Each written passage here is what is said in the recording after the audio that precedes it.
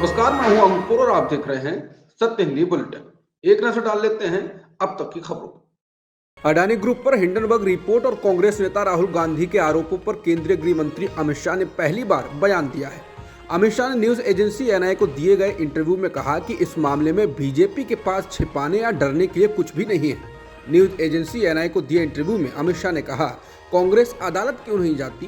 कांग्रेस ने पेगासस पर भी इसी तरह के फर्जी आरोप लगाए थे। अडानी के शेयरों में गिरावट के बाद चल रहे विवाद पर टिप्पणी करना उचित नहीं होगा क्योंकि मामला अदालत में है।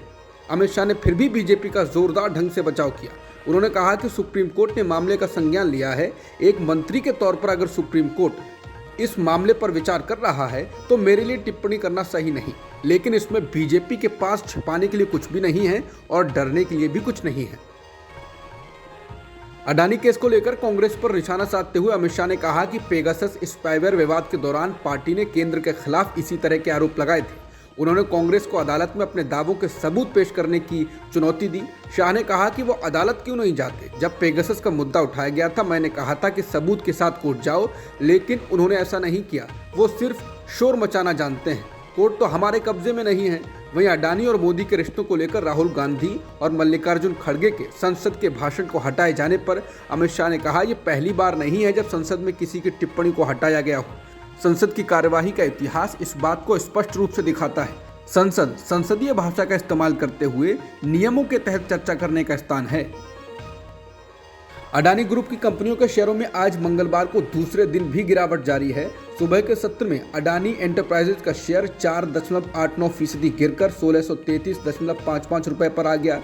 इसके अलावा Adani green energy, Adani transmission में 5% गिरावट के साथ लोअर सर्किट लगा। अडानी ग्रीन एनर्जी का शेयर 653 रुपए और अडानी ट्रांसमिशन का 1071 पर था। इसके अलावा अडानी पावर का शेयर 148 रुपए पर दिखा। इसी तरह अडानी विल्मर के शेयर बीएसई पर 393.60 रुपए और एनडीटीवी के शेयर 188.35 रुपए तक गिर गए। बता दें, अडानी ग्रुप के शेयरों में 24 जनवरी को हिंडनबर्ग की रिपोर्ट आने के बाद से लगभग 10.2 लाख करोड़ रुपए यानी उनकी कुल मार्केट कैप के 53% का नुकसान हुआ है। इनकम टैक्स विभाग के अधिकारियों की टीम दिल्ली और मुंबई में बीबीसी के दफ्तरों में सर्वे कर रही है। आईटी विभाग के एक प्रवक्ता ने द इंडियन एक्सप्रेस को बताया कि तलाशी कई स्थानों पर की जा रही है।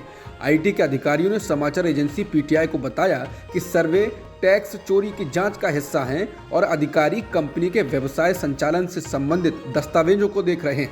बता दें, बीबीसी द्वारा प्रधानमंत्री नरेंद्र मोदी पर बनाई गई डॉक्यूमेंट्री के आने के कुछ हफ्ते बाद ये कार्रवाई की जा रही है। डॉक्यूमेंट्री में गुजरात दंगे और पीएम मोदी की राजनीति को दिखाया गया था, जिसका भारत सरकार की ओर से खंडन किया जा चुका है। कांग्रेस ने दावा किया है कि राहुल गांधी के विमान को सोमवार देर रात हवाई अड्डे पर उतरने की अनुमति नहीं दी गई। कांग्रेस का कहना है कि राहुल प्रयागराज जाने वाले थे और आज श्री काशी विश्वनाथ मंदिर में पूजा अर्चना करने का कार्यक्रम भी था, लेकिन अधिकारियों ने उनके विमान को उतरने नहीं दिया। इस आरोप से हवाई अड्डे के अधिकारियों ने इनकार किया है।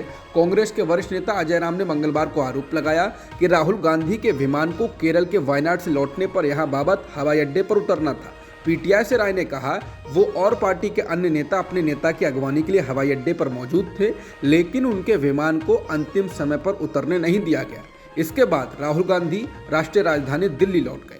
एनआई की रिपोर्ट के अनुसार अजय राय ने आरोप लगाया कि हवाई अड्डे के अधिकारियों ने इसलिए अनुमति नहीं दी क्योंकि वो दबाव में थे और उन्होंने राष्ट्रपति द्रौपदी मुर्मू की यात्रा को बहाने के रूप में इस्तेमाल किया। समाजवादी पार्टी के नेता आजम खान किसी न किसी केस में लगातार फंसते रहे हैं। अब यूपी की एक विशेष अदालत ने आजम खान और उनके बेटे अब्दुल्ला आजम खान को 15 साल पुराने एक मामले में 2 साल की सजा सुना दी और 3-3 हजार रुपए का जुर्माना लगाया है, जिसके बाद अब्दुल्ला की विधायकी पर भी खतरा मंडराने लगा है। अब्दुल्ला स्वार सीट से विधायक है। ये सजा सोमवार को सुनाई गई।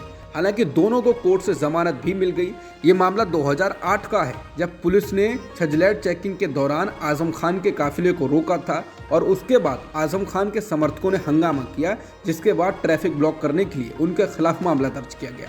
इंडियन एक्सप्रेस के अनुसार मुरादाबाद में पुलिस जांच के लिए उनकी कार को जब रोका गया था, उसके बाद दोनों नेताओं ने 2 जनवरी 2008 को इसके विरोध में ट्रैफिक ब्लॉक कर दिया था।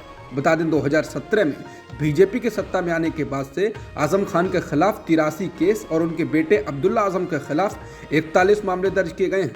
अफसर के खिलाफ धमकी भरे भाषण, जिसको नफरती भाषण कहा गया, उसके लिए आजम खान को 3 साल की सजा सुनाई गई थी। साथ ही उनकी विधानसभा सदस्यता को भी रद्द कर दिया गया था।